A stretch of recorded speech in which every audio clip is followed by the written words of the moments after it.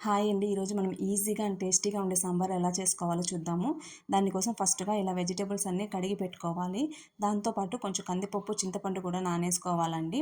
ఇవన్నీ కట్ చేసుకునే లోపల మనం కందిపప్పు ఒక వాష్ చేసి పెట్టేసుకొని ఒక స్టవ్ మీద పెట్టి ఉడకబెట్టేసుకుందాము. తర్వాత మనం ఈ వెజిటబుల్స్ అన్నీ నీట్‌గా కట్ చేసి పెట్టుకొని చింతపండు కూడా గుజ్జు చేసుకొని పక్కన పెట్టేసుకుందాము. ఇవన్నీ రెడీ అయిపోయాయి కాబట్టి ఇప్పుడు మనం ప్యాన్ తీసేసుకుందాము. ప్యాన్ తీసుకొని దాన్ని స్టవ్ మీద పెట్టేసి కొంచెం ఆయిల్ వేద్దాము. ఆయిల్ తర్వాత కొంచెం పోపు దినుసులు వేద్దామండి.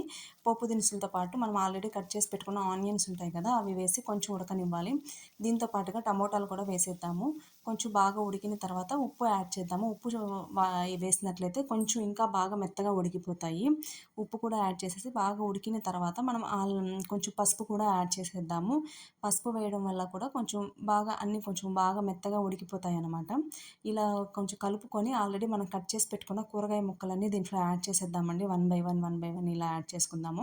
వంకాయలు మాత్రం ఫస్ట్‌లో తరుక్కోకూడదండి. ఒక్కోసారి చేదొచ్చేస్తాయన్నమాట. ఇలా మనం కూరగాయలు వేసుకునేటప్పుడు ఫ్రెష్‌గా అప్పుడు కట్ చేసుకొని వేసుకున్నట్లయితే ఎలాంటి ప్రాబ్లమ్ ఉండదు. అప్పుడు చేదు అనేది కూడా రాదనమాట వంకాయలకి. ఒక్కోసారి అవి చేదుగా వచ్చేస్తుంటాయి. సో, చూసుకొని మనం కూరగాయలు వేసేటప్పుడు కట్ చేసుకుంటే చాలా బావుంటుందనమాట. తర్వాత వచ్చేసి ఇవన్నీ కలుపుకున్న తర్వాత కరివేపాకు కూడా మనం యాడ్ చేసేసుకుందాము. కరివేపాకు కూడా వేసిన తర్వాత అన్నీ కలుపుకొని కొంచెం ఉడికిన తర్వాత మనం దాంట్లో మిరప్పొడి యాడ్ చేసుకోవాలి. ఆల్రెడీ మనం పచ్చిమిర్చి యాడ్ చేసాం కాబట్టి మిరప్పొడి అనేది కొంచెం తక్కువ క్వాంటిటీలోనే పడుతుంది. మన పిల్లలు మనం ఎలా తింటామో దాన్ని బట్టి ఆ క్వాంటిటీ అనేది మనం యాడ్ చేసుకోవాలనమాట. ఇవి కలిపిన తర్వాత మనం ఆల్రెడీ చింతపండు గుజ్జు ప్రిపేర్ చేసుకున్నాం కదండీ! ఆ గుజ్జు అనేది దీంట్లో యాడ్ చేసేద్దాము. తర్వాత ఆ చింతపండు వేసిన తర్వాత ఇంకొంచెం వాటర్ కూడా యాడ్ చేసేసుకొని కాసేపు ఉడకనివ్వాలి. ప్లేట్ పెట్టేసామంటే బాగా కొంచెం ఫాస్ట్‌గా ఉడికిపోతుంది. కూరగాయ ముక్కలన్నీ బాగా ఉడికిపోతాయి. ఈ లోపల మనం ఆల్రెడీ ఉడకబెట్టుకున్న పప్పు ఉంది కదండీ! దాన్ని స్మాష్ చేసి పక్కన పెట్టుకుందాము.